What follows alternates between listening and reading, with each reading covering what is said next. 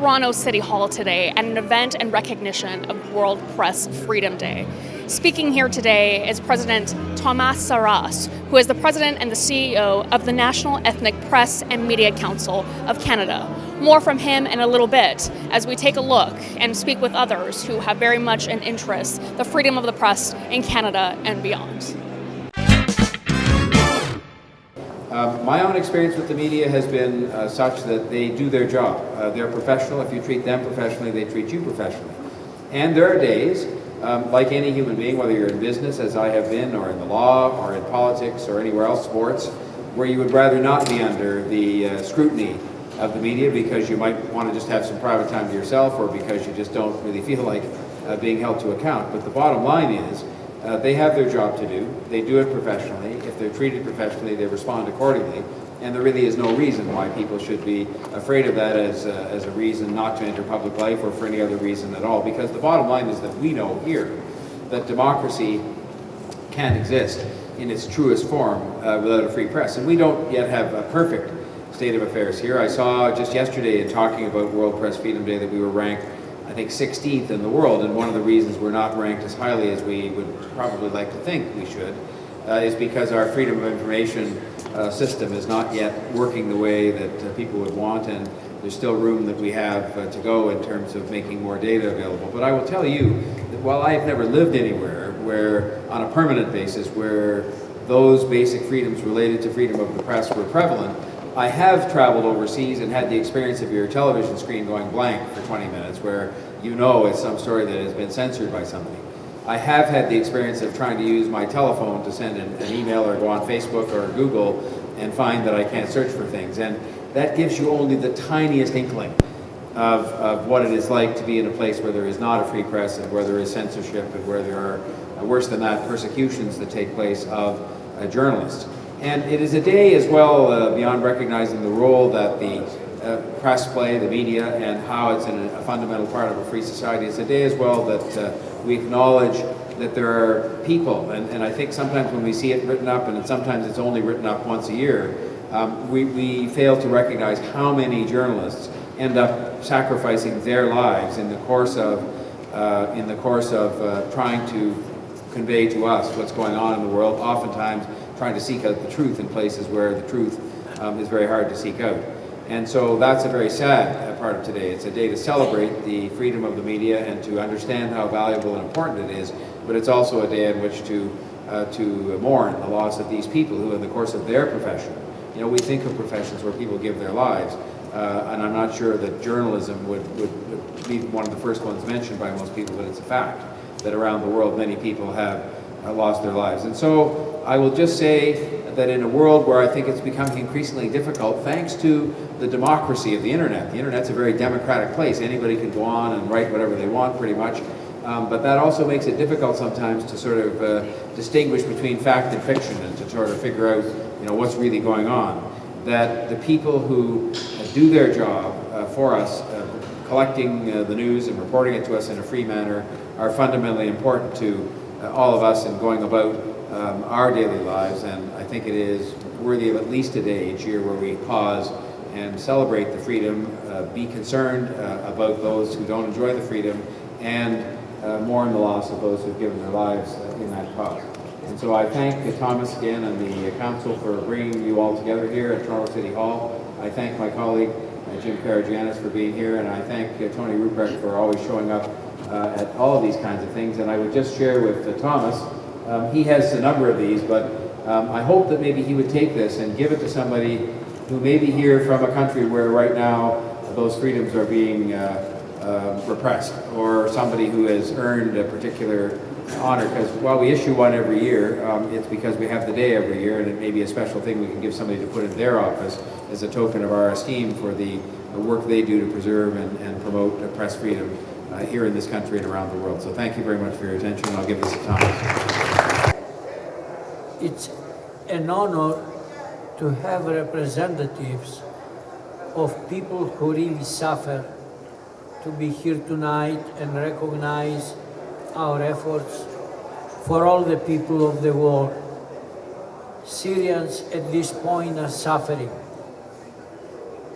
and we are suffering with them.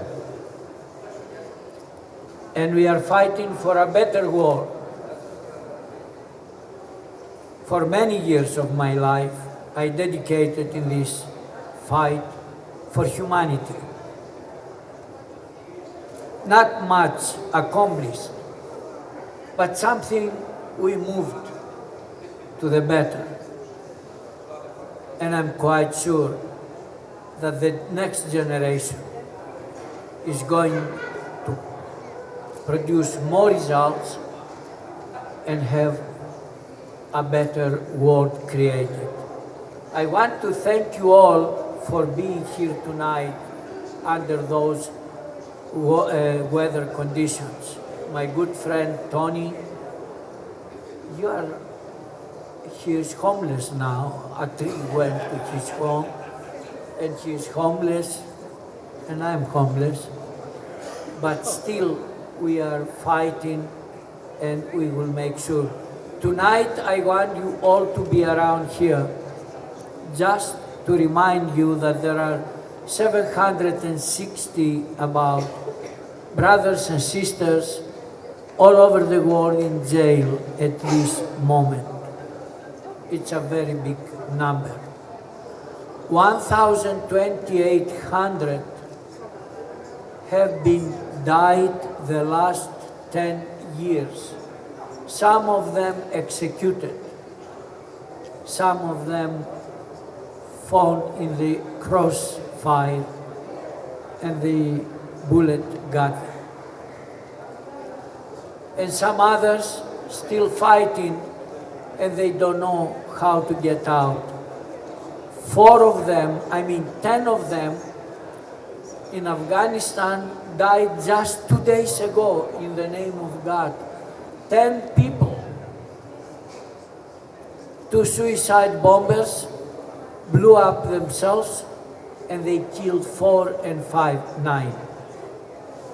So this is our war.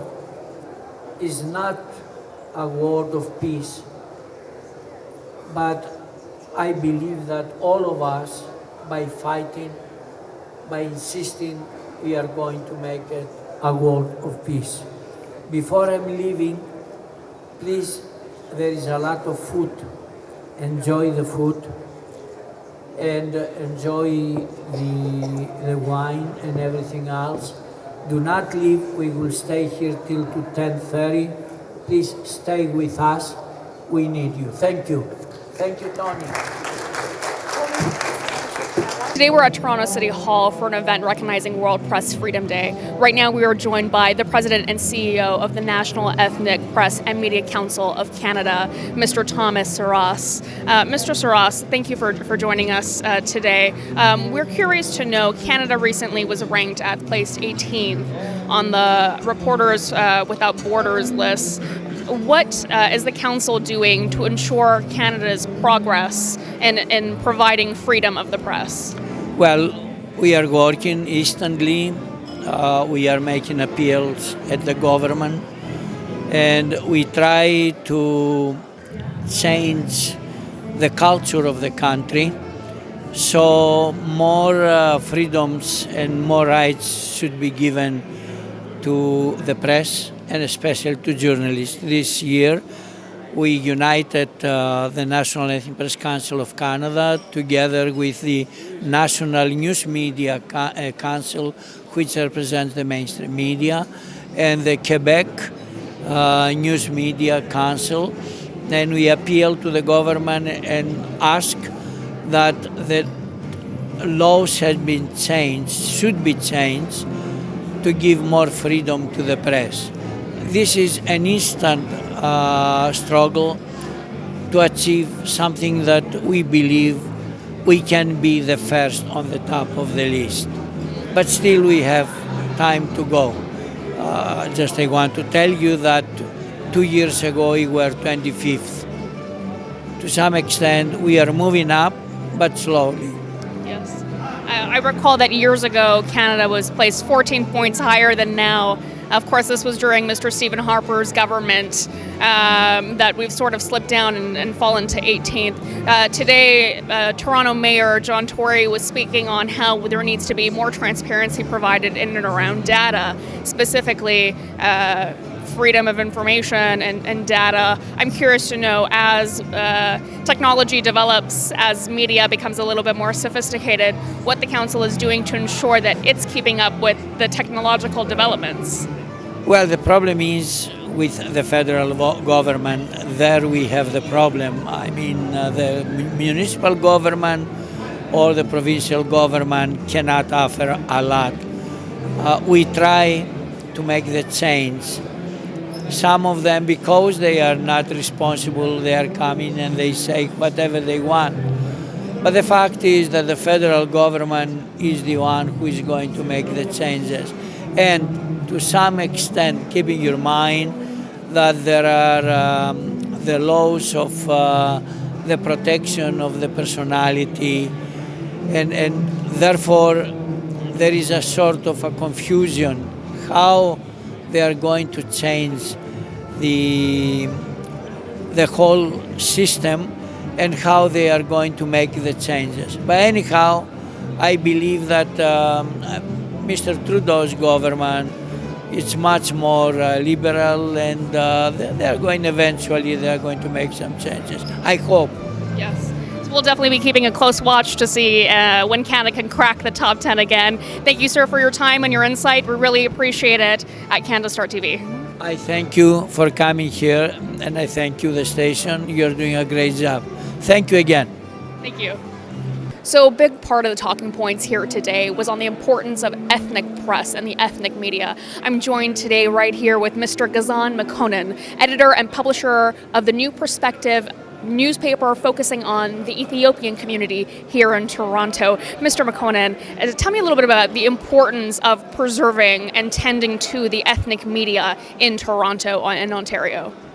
Yeah, as you know, Toronto is a multicultural city, and one of the biggest multicultural cities in the world, and preserving a community media in this multicultural city is very important to preserve, to aware your community of different kinds of issues and opportunities and problems. So using the community media for your community is a crucial thing. You have to use a media, otherwise nobody can see you. You are not on a map.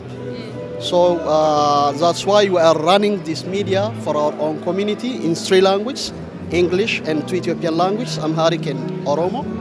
So since we established our paper, the community is very welcoming and very happy to participate and to read its own story.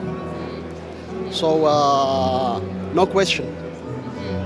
And then we were talking a little bit today about the role that the municipality, but also the province, has played in ensuring that these multicultural media outlets are not only surviving but thriving. I'm curious to know your experience in your interactions with the government. The government is creating different opportunities for different communities. But the communities like Ethiopian communities have no access to use this opportunity. So our media is planning to build a bridge between the mainstream media and the government and other communities and cultures. So we are planning to use our own media to communicate with others and to experience other cultures and other opportunities, including the government opportunities. Yes, indeed. Yeah. And so this year, as we know, that Canada has been ranked 18th according to Reporters Without Borders. I'm curious to know your position on how Ethiopia as a country and its media is doing, and what you hope to contribute to the thriving Ethiopian media coverage from Toronto, from Canada. Today is the World Press Freedom Day, and today our known journalist Iskandar Nagga was released from 8 years imprisonment. He was In sentenced Ethiopia. in Ethiopia, and he was sentenced 18 years imprisonment. Because of what he writes and what he thinks and what he fights for. But he did nothing wrong. He did nothing. He did nothing. But now he is released. Now he's in U.S. Today he arrived in Washington, and hopefully he will come to our city, Toronto, and hopefully we'll cover his story. And we are covering different stories from Toronto and from back home. We have different writers, freelance writers from Ethiopia. So we are trying to communicate our community with the mainland, with home. So because people need to know so many things from back home. So we are trying to build a bridge. So what we are doing is to build a bridge among our community, among our culture, and including other cultures. Indeed. So yes, we are trying our best to use the maximum we can. Yes. Yeah. From across the way. Absolutely. Yeah. We'll definitely have to keep an eye out for that exclusive interview and the New Perspective newspaper. Thank you so much, Mr. Marcon, for your Thank you. time. Thank you We very really much. appreciate it. Thank you.